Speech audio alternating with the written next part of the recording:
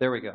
Thank you, Mr. Chair, and thank you very much, Dr. Elmendorf. It's been an interesting discussion, and it's even been interesting that we've had a few practitioners of political ideology interrupting and disagreeing with and attempting to re-educate our independent Ph.D.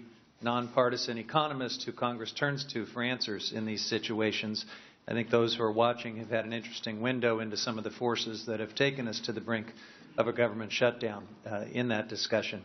I am, of course, sobered by this mountain of debt that you are projecting, that we're grappling with. I think everyone in this institution should be, and I know that Democrats are very sobered by it. In fact, we may even be more dismayed because we have gone in a pretty short period of time from 2001, when following 8 years of the Clinton administration, your office was projecting we would be enjoying multi-trillion-dollar surpluses at this very point in time, to this mountain of debt that you're now projecting. And we could certainly probably have more discussion about how we got here, but it seems to me that putting a couple of wars on the national credit card, cutting taxes for the rich, and looking the other way while Wall Street crashes the economy had a lot to do with it.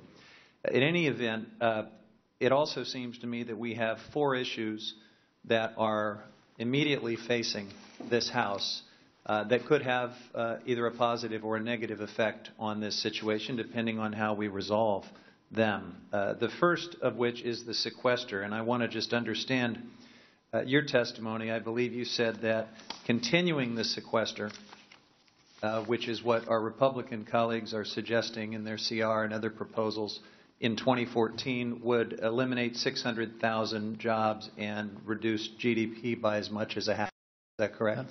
Those are our estimates for the end of 2014. Yes, Congressman. Thank you. And then with respect to the debt limit, I think you were completely unequivocal in stating that a default of any kind could have catastrophic effects on our economy and our recovery.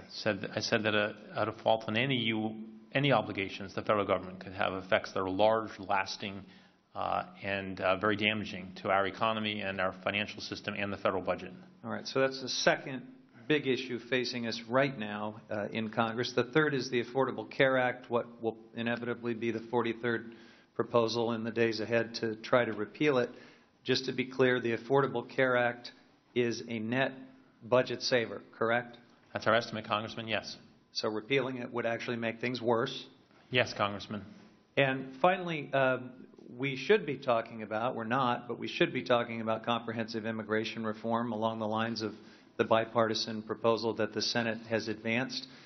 What would the net effect on these fiscal challenges be if we could pass a bipartisan comprehensive immigration reform bill like the one that came out of the Senate?